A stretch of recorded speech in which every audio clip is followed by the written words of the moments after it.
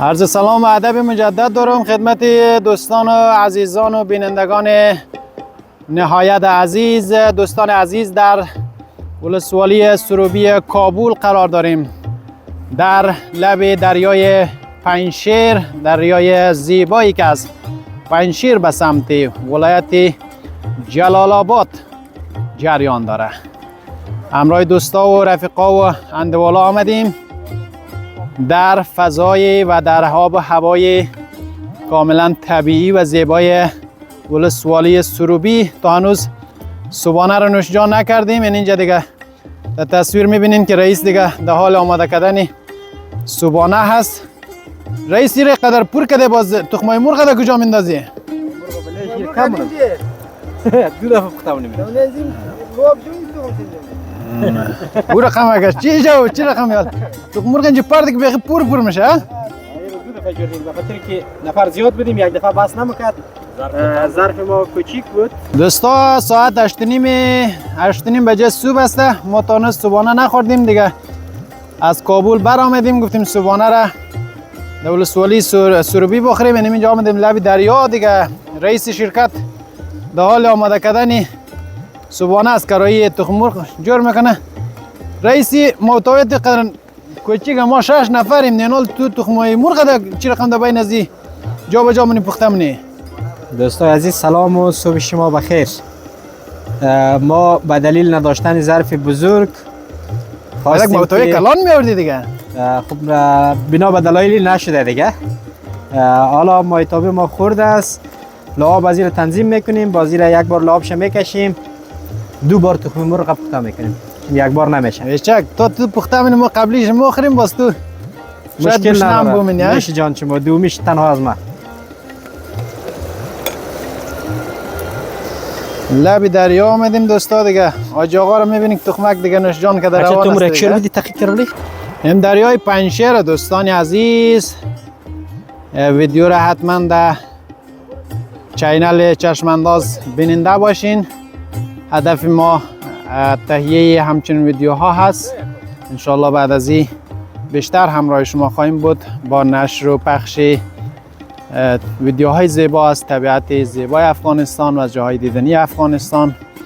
دیگه این دریای پنجشیر هست که از سمت پنجشیر به سمت آمده و به سمت جلال آباد جریان داره که این سمت هم که در تصاویر بینیده هستین به سمت جلال آباد یا شهر همیشه بهار میره.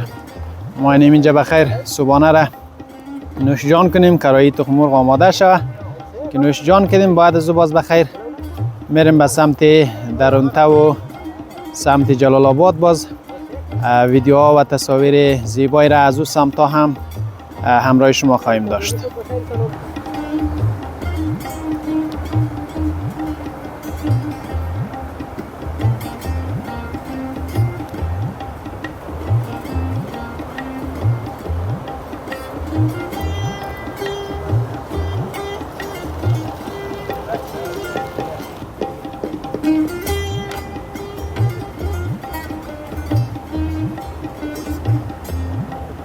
خلفتقی چی کار مونی اچه؟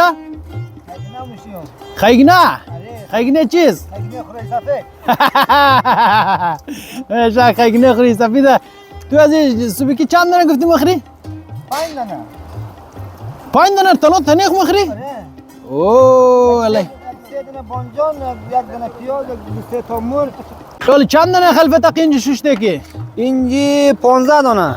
15 دانه ما 6 نفر از 5 نفری نفر 5 دانه میرسه؟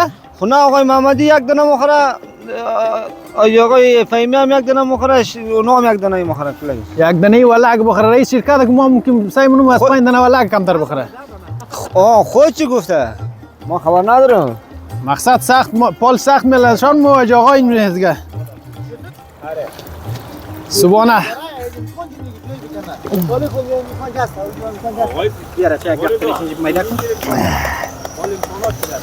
ایوالم دربونه. ایوالم زیاد. تیز میده. بغل جوال میده. نفر گفت ما تعالی که پر میگذاری که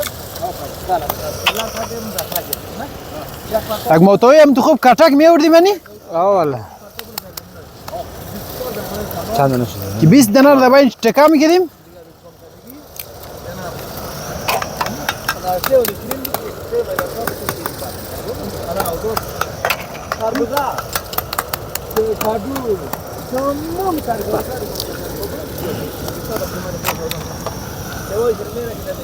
بس بس خونجا 6 تا شد به شرکت پاک جای نمیشه 7 تا شد پرتک دو چهار دو شش دنید گونج من ده این یک دونه اینجا من 7 دونه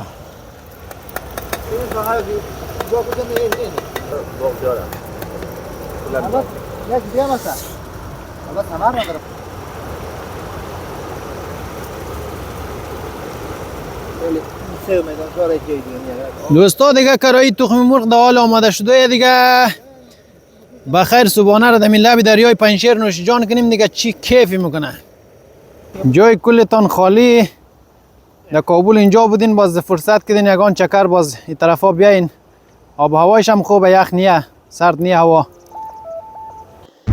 دوستا ما صبحانه را دیگه نوش جان کردیم راه افتادیم سمت جلال آباد دیگه همراه ما باشین که تصاویر زیبایی مسیر همراه شما شریک بکنیم